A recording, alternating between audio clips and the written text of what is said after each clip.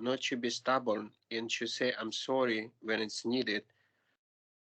When you consider how much you will regret losing someone important to you, uh, haven't you had the experience of quarreling with a friend, loved one, or relatives with whom you didn't really want to lose contact and then finding yourself cut off from them? I'd like to get together again, even now, if possible, but I can't. The reason is a strong pride and stubbornness within you. The term for such pride and stubbornness in Buddhism is gaman or gaman. Even while realizing that you were wrong, you insist on maintaining your own position no matter what. The attitude is my way of thinking is right, so I will not apologize. Whenever I talk about gaman, stubborn pride, in a study session, I think of something from my own past. I have a brother 2 years younger than myself. When I was in the third grade of primary school, he was in the first grade. On one day, mother bought each of us a stick of ice cream. The next day, my little brother excitedly took his ice cream out of the freezer and was about to eat it. Then, there in front of me, I stopped him. That mine. I haven't eaten mine yet. My brother and I started to argue. I haven't eaten mine either. I bet you ate yours yesterday, he said. We continued to argue until finally, angry, I raised my voice. Just then I remembered, oh, I did eat my ice cream yesterday. Yet I couldn't lower my raised fist. I pushed the memory of having already eaten my ice cream way back inside and brought my fist down on the head of my frightened younger brother. Then I snatched the ice cream from him as he screamed at the top of his lungs and devoured it. Even today, I can forget the taste of that flourless ice cream. People cannot honestly admit their mistake, even though they recognize them, but seek rather to defend until finally uh, uh, defend them to the bitter end for appearance sake. It is this attitude that is called Gaman in Buddhism. I think this Gaman grows strong as we grow older. In primary school, we fought with the friends and shouted, I don't know you anymore. But the next day, we say, sorry about yesterday, let's have some fun. And made up. But things weren't so simple in middle school or high school. The spirit of Gaman had grown stronger, and we felt, why should I apologize? If we quarrel as adults, making friends again is still harder. Both sides think, I'm not going to apologize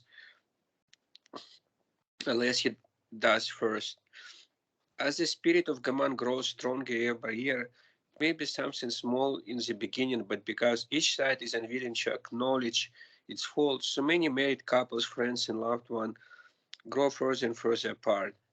If we could only say, I'm sorry, please forgive me, we wouldn't have to lose someone irreplaceable. Our regret over such matters seem only to increase as the years pass. In our stubbornness and pride so great is our stubbornness and pride so great a thing that we must preserve it even at the cost of losing people who are important to us. In most cases, when we look back, we regret having made so much of something so little. Our true self would like to apologize, but stubbornness and pride prevent us from saying anything. We regret that people we don't want to lose as friends grow distant from us. Yet there seems to be nothing we can do about it. At such times, let's have the courage to try apologizing from our side. It may indeed take courage, but that's not too high a price to pay in comparison with our regret and emotional pain at losing someone important to us.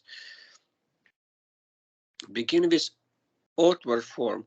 Try saying, I'm sorry, please forgive me. It's not too late. If you approach the other person with real sincerity, he or she will respond in the same way.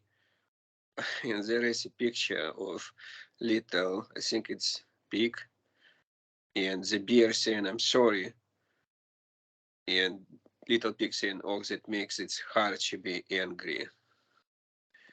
Yeah, I think that's the end of the story.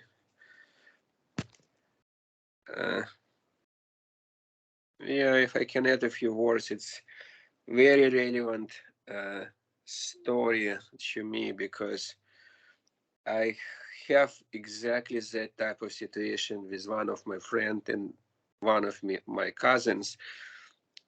Uh, Most of the times, it's not me who say bad words. I didn't really fight with them, and it was political reasons both of the cases, but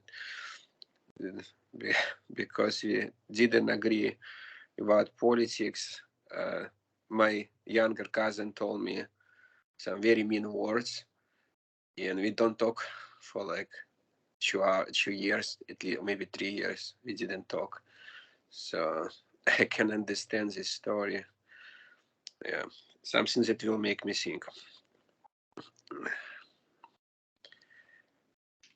Okay, very good. Thank you, Stan, for reading the story and explaining to us. Yeah, this is so commonplace, especially when it comes to politics. Or most people become very passionate, and after they realize they were wrong, they have a hard time to apologize. So it just ruins their relationship. So we can always ask ourselves, do I want to be right or do I want to be kind? Because, yeah, right or wrong, it flips flops so easily, especially when it comes to politics or the laws. And yeah, we want to have that flexibility of the mind, not to judge things until the end of it. Like Shakespeare says, all that ends well is well, all is well that ends well. So, yeah, so it's important to have this sincere mind of cherishing our relationship with other people and realize that we might be wrong. I might be wrong. So I don't want to say mean things or be too harsh and destroy such a valuable and rare and precious relationship. Yeah, but we all have this is gamma. In English, they talk about the ego, how it's like the me first mentality. We all have that. So, in such times, it's good to take a deep breath, slow down, pause, and investigate whether we are wrong or not, and be kind to other people. Very good. Thank you so much, Stan. Good job, everyone, for being here. Have a beautiful Sunday evening. We will have Kodama Sense's session at 7 p.m. Pacific time. Bye bye.